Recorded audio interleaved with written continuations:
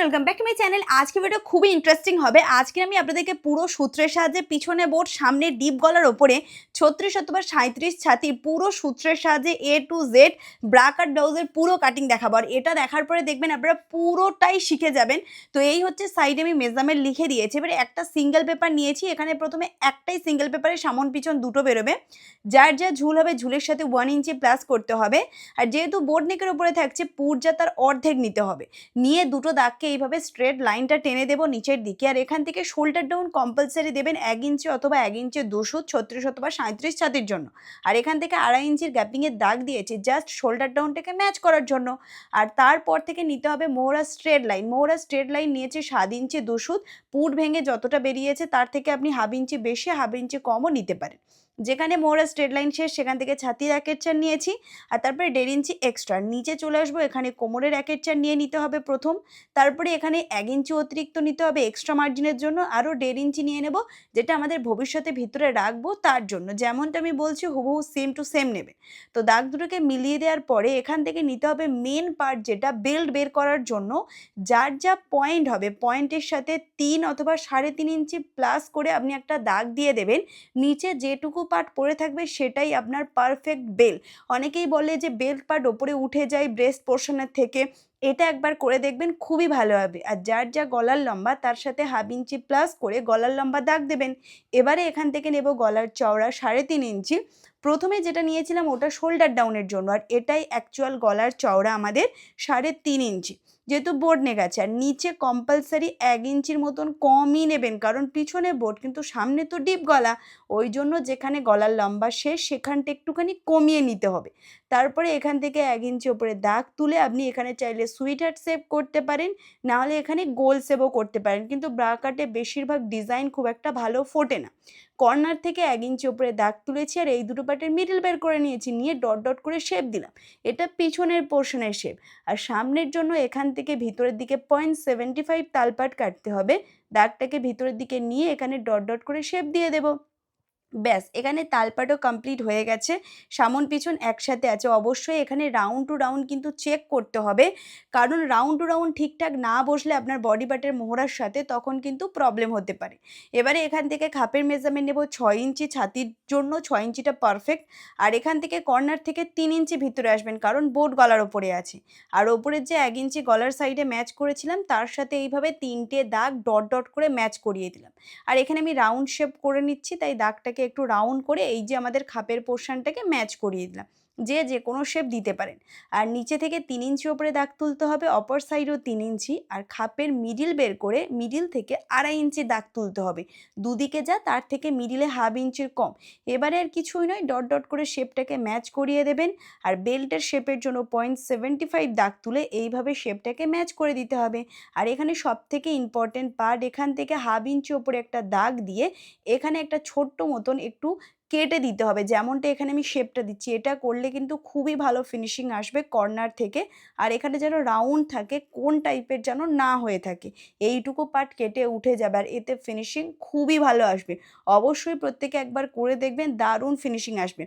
এবারে যেমনটা ড্রয়িং করেছি তেমনভাবে কেটে নেব। এটাই সামন আর এটাই পিছন। তো এখানে দেখুন আর্মহোলের দুটো শেপ আছে সামন পিছনের। তো এখানে আমি কাপড়টা নিয়েছি আর এটা হচ্ছে লাইলিন কাপড়। আমি ডিফারেন্ট নিয়েছি যাতে আপনাদের বোঝাতে পারি, আপনারা সেম কালারের লাইলিনটা নেবেন। জোড়া সাইড বরাবর রেখেছি আর লাইলিন কাপড়টা দুভাঁজ থাকবে, কারণ ব্লাউজ দুভাঁজে কাটিং হয়। ব্যাস, সম্পূর্ণ কাটিং করে নিয়েছি। এটাই এখন আমাদের পিছনের পার্ট রয়েছে। আর এখানে ছোট্ট মতন কাট করে নেবো যাতে মাথায় থেকে ওটা গলার চওড়া। যার যা পিছনের গলার লম্বা রাখতে চান তার সাথে 1/2 ইঞ্চি প্লাস করে দাগ দিয়ে নেবেন। ওপরের চওড়া যা নিচের চওড়া তাই রেখে এটাকে প্রপার রাউন্ড শেপ দিয়ে নেব। ব্যাস, এখানে আমার প্রপার বোট নেক রেডি হয়ে গেছে। নিচে কেউ ডিজাইন করতে চাইলে আপনারা করতে পারেন, সূত্র সেম থাকবে। আর এখান থেকেও 1/2 ইঞ্চি ওপরে দাগ তুলে নেব। নেওয়ার পরে যেমন সামনেটা করেছিলাম না, এই দুটো পার্টের মিডিল বের করে এখানেও একটা কোণ করে কেটে নিতে হবে। সামনে যেহেতু বেল্ট থাকে তাই বেল্টের ওপর দিয়ে কাটা হয়, আর পিছনে বেল্ট নেই তাই নিচে থেকে কেটে নিয়েছি। এবারে এই পেপারটা দিয়ে আমরা সামনের পার্ট বের করব। প্রথমত তালপাটের পোর্শন কেটে নিতে হবে, নিলেই তো এটা সামনের পার্ট। এবারে যে শেপ আছে শেপ বরাবর কাটিং করে নেব। আর আপনাদের জন্য কিন্তু একটা গুড নিউজ আছে, নতুন অনলাইন ব্যাচ শুরু হচ্ছে যেটা এপ্রিল মাসের 20 তারিখ থেকে। অল টাইপ অফ ব্লাউজ আছে এখানে, মাত্র ফিস আছে 1000 টাকা, 2 মাসের ক্লাস। আর সিট কিন্তু খুব তাড়াতাড়ি বুক হচ্ছে। ঝটপট এই নাম্বারে ফোন করে নিজেদের নামটা লিখিয়ে দিন। 6 রকম টাইপের ব্লাউজ, প্যাড বসানো, পেপার পেস্টিং, পুড আলমারের চার্ট, সূত্র পেয়ে যাবেন, রেকর্ডিং ক্লাস পাবেন। কোনো প্রবলেম হলে সরাসরি আমার সাথে যোগাযোগ করতে পারবেন A to Z। তাহলে এবারে ভয় না করে আর অপেক্ষা না করে ঝটপট এই নাম্বারে ফোন করে নিজেদের নামটা লিখিয়ে দিন। এইবারে মিস করলে কিন্তু অনেক কিছু মিস করে যাবেন। শুরু হচ্ছে এপ্রিল মাসের 20 তারিখ দিয়ে। তাড়াতাড়ি ফোন করে নিন এই নাম্বারে। তো এখানে দেখুন সমস্ত পার্ট যেভাবে রাখার রেখে দিয়েছি যেখানে সুবিধা হয়। বেল্টের প্যাচের নিচের দিক থেকে 1 ইঞ্চি বাড়তি আর পাশ থেকে 1/2 ইঞ্চি বাড়তি নেবেন এক্সট্রার জন্য। পরে বড় ছোট হলে কেটে বাদ দেওয়া যাবে। আর মেইনলি এই খাপের পোর্শনটা একটু তিরছা বরাবর রেখেছি। নিচে থেকে 1/2 ইঞ্চি করে বাড়তি, ওপরেও 1/2 ইঞ্চি বাড়তি, আর এখানে হুকের ঘরের জন্য 2 সুত অথবা 1/2 ইঞ্চি বাড়তি। এগুলো কম্পালসারি যেকোনো সাইজের জন্য। কম্পালসারি সেলাইয়ের জন্য নিতে হয়েছে। 2 সাইড দিয়ে মেন বাড়াবো যেটা 1 ইঞ্চি 2 সুত করে বাড়াবো। এই যে 2 সাইড দিয়ে যেটা বাড়াচ্ছি এর জন্যই কিন্তু মেইনলি আমাদের খাপটা সুন্দর হবে। এটা না বাড়ালে কিন্তু খাপই হবে না। তো প্রথমে একটার সাথে একটা স্কেল দিয়ে ম্যাচ করছি, আর অপর পোর্শনটা কিন্তু হাত দিয়ে ডট ডট করে ম্যাচ করতে হবে। সরাসরি আপনি ম্যাচ করতে পারবেন না। আর এবারে এর যে রাউন্ড পোর্শনটাকে আমাদের মেপে নিতে হবে, কারণ খাপের যে 2 নম্বর পার্ট ওটার জন্য রাউন্ডের মেজারমেন্টের খুবই প্রয়োজন। এবারে দাগটাকে একটুখানি স্ট্রেট করলাম, করার পরে রাউন্ডে যেটা বেরিয়েছে সেটা স্ট্রেটে এখানে দাগ দিয়ে নিতে হবে, কারণ নিচের পোর্শনটাকে বাড়ানোর জন্য এই যে রাউন্ডের নিচেরটা এটা বাড়ানোর জন্য প্রয়োজন। আর এই সাইডের এই যে রাউন্ডের সাইডের যে মেজারমেন্টটা আছে শুধু এই মেজারমেন্টটা দরকার। যা হয়েছে দাগ দেবো, তারপরে 1 ইঞ্চি এক্সট্রা। সেম টু সেম অপর সাইডেও 3 ইঞ্চি, তারপরে 1 ইঞ্চি এক্সট্রা। তো এটাকে পুরো বক্স করে নেব, নিয়ে এখান থেকে এইটুকু পার্টের মিডিল বের করে নিতে হবে। আর এই মিডিলের দাগের কাছ থেকে একদিকে 1 ইঞ্চি ডাউন, তারও নিচে 1/2 ইঞ্চি উপরে দাগ তুলেছে, আর অপর পোর্শনে 1/2 ইঞ্চি ডাউন। এবারে মিডিলের কাছে সমস্ত দাগকে এইভাবে ম্যাচ করিয়ে দিতে হবে। আর এখানে যেন রাউন্ড থাকে, সুচালো যেন না হয় খেয়াল রাখবেন। আর নিচের যে শেপটা আছে এই শেপটাকে এইভাবে দিয়ে দেবো। দিলেই এটা রেডি। এখানে টেকিংটা খুব ইম্পর্টেন্ট। যতটা করে খাপের 2 সাইডে বাড়ানো হয়েছিল 1 ইঞ্চি 2 সুত, ঠিক ততটা করেই এখানে টেকিংটা দিতে হবে। তবেই কিন্তু আপনাদের খাপটা অ্যাকচুয়াল অর্থে খুব সুন্দরভাবে বসবে। এই টেকিং ঠিকঠাক না দিলে কিন্তু খাপও ঠিকঠাক হবে না। এবারে যেমনটা ড্রয়িং করেছি হুবহু এখান থেকে কাটিং করে নেব।